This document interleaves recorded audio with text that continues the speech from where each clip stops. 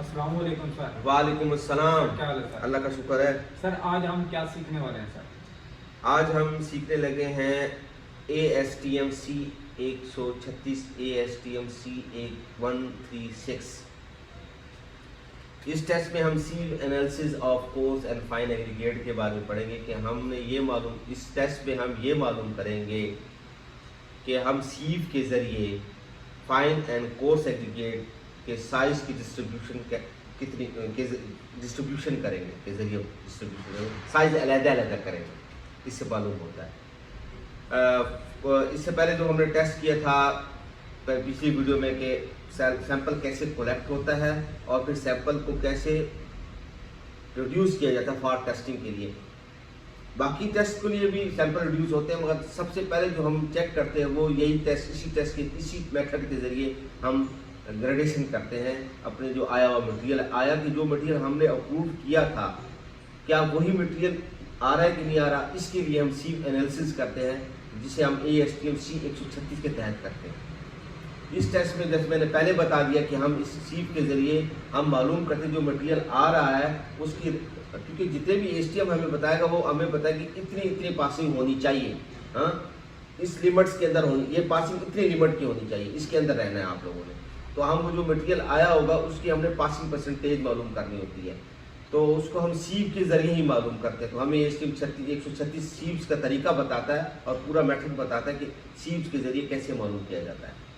तो आपको प्रैक्टिकल सकूस दिखाएगा कि किस तरह होता है सैम्पलिंग, कोर्स और फाइन की सीव एनालिसिस किस तरह होते हैं, ग्रेडेशन किस तरह होती है। थोड़ी सी मैं दो बातें और कर देता हूँ। अमूमन एक चीज़ है कि सीव हिलाते हुए सीव सैंपल कितना लेना चाहिए, सवाल बन ये है। सैंपल जो इन्होंने लिखा हुआ है इधर लिखा ना ये सैंपलिंग का लिखा हुआ है कि जो हमने पहली वीडियो में पढ़ा था कि इसके मुताबिक हमने सैंपल कलेक्ट करना है, इसके ज़रिए सैंपल रिड्यूस करना है और लेना कितना है, लेना है फाइन एग्रीगेट जो लेना है वो 300 ग्राम मिनिमम, इससे ज़्यादा सैंपल लेना है फाइन सैंड के लिए, कोर्स सैंड और फाइन सैंड के लिए।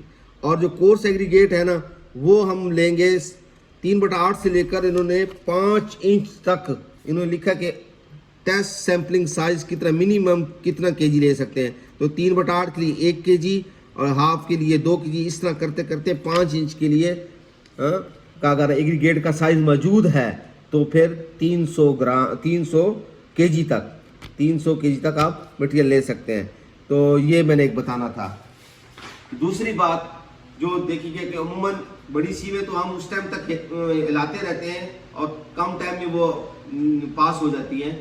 जैसे बड़ी है 3 इंच, 1.5 इंच, 1 इंच, 3/4, हाफ के नीचे से जो मटेरियल जो साइज नीचे है उनकी जब सीव एनालिसिस हो रहा होता है तो उस टाइम अब कितना हिलाया जाए। हाँ, एक बात भूल गया था मैं बताना कि हम तो मैकेनिकल शेकर यूज होते हैं, वहाँ तो मिनिमम लिखा है 10 मिनट से कम ना हो, ज़्यादा टाइम आप उसको हिलाए तो तकरीबन 15 मिनट तक मैकेनिकल शेकर में सारी स्कीमें डालकर उनको हिलाया जाता है। वो एक ही दम उसका सारा मटेरियल लेकर उसके रिटेल परसेंटेज और पासिंग परसेंटेज मालूम कर लिया जाता है। अब जो मैनुअल तरीके से किया जाता है तो इसमें एक मसला अब खड़ा हो जाता है अमूमन कि जी इसको और हिलाया जाए, इसको और है। जो मैं इस वीडियो में ये बात शायद कम लोग बताएं आपको, जो मैं बताने लगा हूँ कि जी अब झगड़ा शुरू हो गया जी 4 नंबर पे 8 नंबर पे उस फाइन की चाहिए, उस पर ज़्यादा होते कितना हिलाएं। कंसल्टेंट कह रही होती कि और हिलाओ और अभी पास हो रहा है और पास हो रहा है। तो अब इसका हल क्या है? इसका हल यही है जो ASTM C136 में लिखा है कि आपका जो आप फर्स्ट करो ये सीवें, सॉरी ये बता रही है 8 इंच की सीव है, 12 इंच की सीव है। इसके हमने मटेरियल डाला, मटेरियल डालने के बाद इसको हिलाया। अब मटेरियल तो पास हो रहा है आस्ता, क्योंकि फाइन मटेरियल है, आस्ता पास हो रहा है। अब वो कह रहा है मजीद हिलाओ। अब हमें कैसे पता चलेगा कि ये सीव फाइनल हो चुकी है, इसको अब मजीद हिलाने की जरूरत नहीं है, ये सही मतलब इसका पास हो चुका है मटेरियल काफ़ी सारा। तो अब फाइनल कैसे होगा, क्योंकि पासिंग तो हो रही थी आस्ता आस्ता। इसका यही तरीका है कि अब जो हो चुकी, अब क्या करेंगे, जो ऊपर वाला मटेरियल उसका वेट कर ले, वेट करके इंडिविजुअल सीव की बात कर रहा हूँ, उसको करने के बाद उसको डालें और उसको फिर हिलाएं किसी पेपर के भी या किसी भी पेन के अंदर हिलाएं और देखें कि वो जो मटेरियल वो 1% से कम पास है कि ज़्यादा है। अगर 1% से ज़्यादा उसकी पासिंग है इंडिविजुअल सीव के ऊपर वाले वेट के मुताबिक, तो फिर आप मजीद सीव हिलाएंगे। अगर 1% से कम है तो आपकी सी फाइनल हो चुकी है। अब 1% कितने मिनट में? 1 मिनट में, 1 मिनट के अंदर पास होना चाहिए 1%। और 1 मिनट में कितनी दफा इसको हिलाना चाहिए? 150 टाइम, 150 दफा ये हिले 150 टाइम, और 150 टाइम हिले, और तकरीबन 150 बार कैसे हिले? जैसे एक साइड में हिले 25 दफा रोटेशन कर रही हो, तकरीबन 25 दफा हर साइड पे जा रहा हो एक दफा, हाँ, वैसे हिलाया जाता है। तो ये मैंने बताया, इस तरह आपका ये मसला खत्म होएगा। जैसे 1% कम हो, आपकी सीट फाइनल हो चुकी है। बाकी आपको हम प्रैक्टिकल समझाएंगे शकूर साहब। अस्सलाम वालेकुम व्यूअर्स, जैसे आपको हमने कहा था कि हम ASTM 136 के तहत ग्रेडेशन सिखाएंगे, सीप एनालिसिस के बारे में बताएंगे। तो हमने क्वार्टरिंग की हुई है, पहले से सैंपल कलेक्ट करके क्वार्टरिंग करके रिड्यूस किया हुआ है, सैंपल दिया हुआ है उसके लिए, सीप एनालिसिस के लिए, और कोर्स का भी दिया हुआ है। फिलहाल हम आपको ASTM 136 के साथ ग्रेडेशन किस तरह होती है वो सिखाएंगे कोर्स एग्रीगेट का। और अगली वीडियो में आपको हम ये 2 एग्रीगेट, हम सिर्फ एक एग्रीगेट के बारे में बता देंगे। सेम तरीका होता है उसका सीव एनालिसिस का ना, और ये एक एग्रीगेट का हम बताएंगे आपको प्रोसीजर। बाकी ये जितने ये 2 एग्रीगेट हमारे यूज होते हैं, इनका ब्लेंड बनाना, और ये जो सैंड है इसकी 200 पासिंग, और इनका ब्लेंड बनाना। इंशाल्लाह ये अगली वीडियो में आपको हम तफसील से समझाएंगे कि 2 एग्रीगेट या 3 एग्रीगेट का ब्लेंड किस तरह तैयार होता है, अकॉर्डिंग टू ASTM 33 के मुताबिक फॉल करता है या नहीं करता, वो हम आपको बताएंगे वो कैसे होता है। तो आज हम आपको ग्रेडेशन कोर्स की सिखाएंगे। अगली वीडियो में हमको सैंड के दोनों हैं, इनमें से एक ही FM निकालना सिखाएंगे, और 200 पासिंग किस तरह होती है। तो ये इसका वेट करके, ये हमने की हुई है, इसकी क्या वाटरिंग की हुई है, ये सैंपल अलग किया हुआ है हमने। इसका वेट करो। हाँ, वेट करें।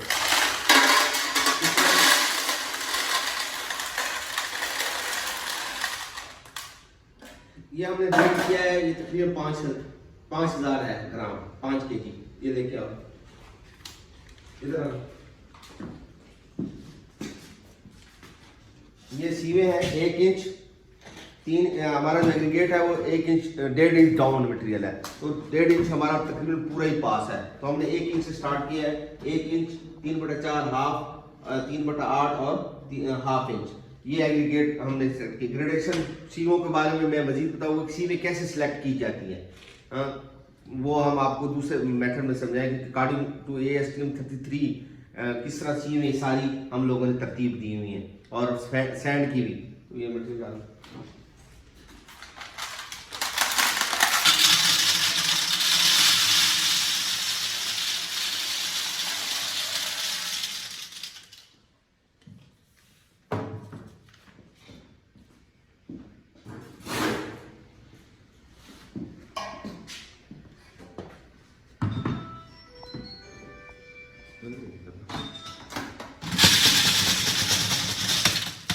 ये सीट 1 इंच की फुल पास है,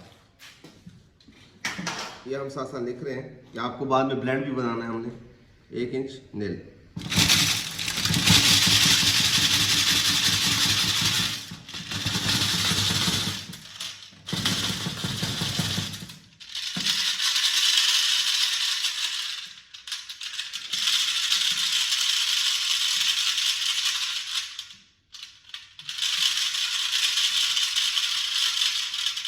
ये ऐसे इस तरह सैंपल जो आ जाता है बीच में पीस, इसको चेक कर, अगर ये फ्री फॉल गुजर जाता है तो फिर ठीक है।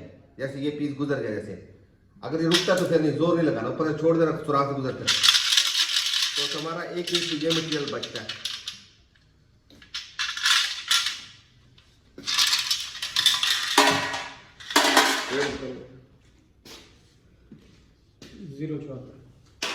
ये 3/4 इसको थोड़ा, ये ज्यादा भरा हुआ है, ये देखें ये ज्यादा भरा है, इसका हम कम करेंगे, 1 लेयर हो मटेरियल डाल दो।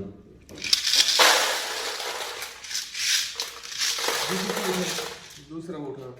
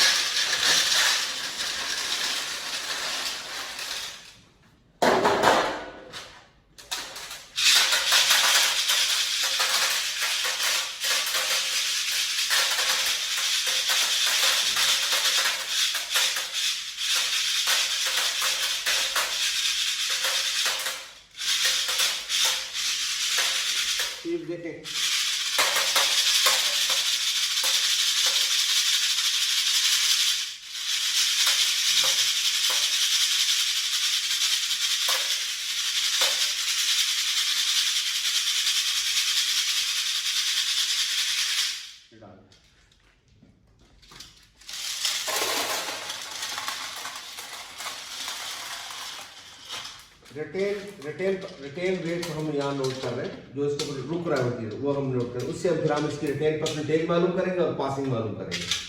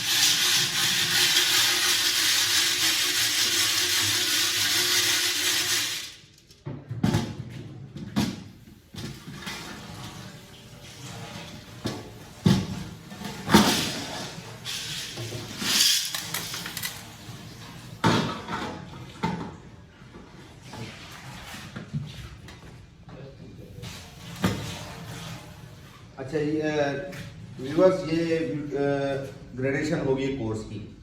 अब इसका हम दूसरा एग्रीगेट भी करेंगे चेक खुद से, और आपको फिर हम लोग इसका अगली वीडियो में हम इसकी ग्रेडेशन और इसका ब्लेंड बनाना, हाँ फाइन का भी फाइन, इस अगली वीडियो में हम आपको 200 पासिंग और सैंड के ग्रेडेशन के बारे में बात करेंगे। फिर इसके बाद हम ब्लेंड का, कोर्स का और फाइन का कैसे ब्लेंड तैयार होता है उसके लिए, कंक्रीट के लिए। तो इंशाल्लाह ताला आपको नेक्स्ट वीडियो में हम मजीद मालूमात देंगे। अस्सलाम।